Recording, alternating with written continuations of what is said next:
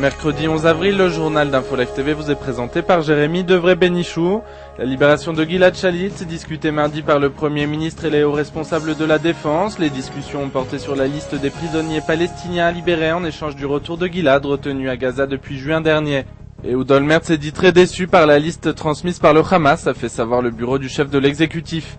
Israël doit rendre la liste amendée au médiateur égyptien. Aucune solution ne semble être envisageable sur le court terme. Comme il l'avait annoncé la semaine dernière, le ministre de la Défense Amir Peretz a demandé à l'armée de procéder à l'évacuation des squatteurs de Hebron. Peretz a instruit mardi le général Yosef Mishlav, coordinateur des activités du gouvernement dans les territoires, de déloger les familles qui revendiquent le titre de propriété d'une maison de Hebron et l'occupent depuis 3 semaines. Un citoyen israélien a été pris pour cible d'une attaque mardi soir dans le secteur de l'implantation de Kedoumim, près de Naplouse. Le jeune homme attendait le bus quand il a reçu une balle tirée depuis une voiture palestinienne. Ses jours ne sont pas en danger. La grève des universités s'étend ce mercredi, enclenchée hier à l'initiative de l'Union des étudiants. Le mouvement touche ce matin quelques lycées. Les étudiants protestent contre la hausse des prix des études et demandent la réallocation de la somme d'1 milliard de shekels retirée du budget de l'éducation l'année dernière. Le marché israélien continue son envolée et enregistre de nouveaux records. L'explication, un shekel fort et des résultats macroéconomiques positifs. Le ministère des Finances a annoncé mardi que le surplus budgétaire serait en priorité reversé au secteur public. Enfin, un mot de sport et de basket. Le Maccabi Tel Aviv se prépare au choc des Titans contre le CSKA Moscou dans le cadre de la Final Four. Après 2 rencontres, les équipes sont à égalité. Le match de jeudi qui se jouera en Russie sera décisif pour l'avenir des jaunes et bleus dans l'Euroleague.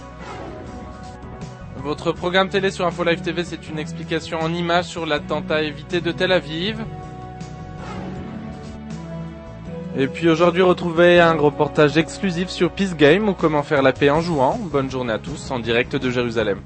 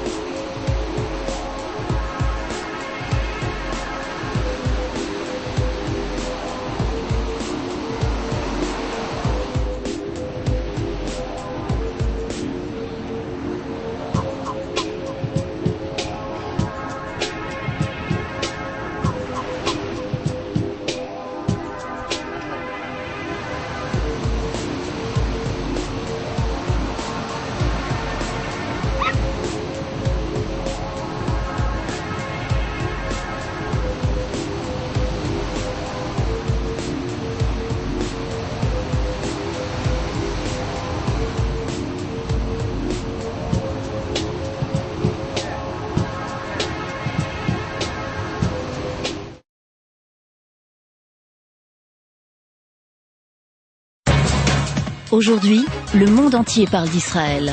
Mais qui parle d'Israël au monde entier, en temps réel, en 4 langues et en direct de Jérusalem? Infolife.tv, la première chaîne de télévision internationale israélienne. 24 heures sur 24, 7 jours sur 7, suivez de l'intérieur l'actualité d'Israël et du Moyen-Orient. Des reportages, des interviews, un grand journal et des flash infos en images dès que l'actualité l'exige. Infolife.tv, votre regard direct et vrai sur l'actualité d'Israël. Retrouvez Infolife sur internet www.infolive.tv.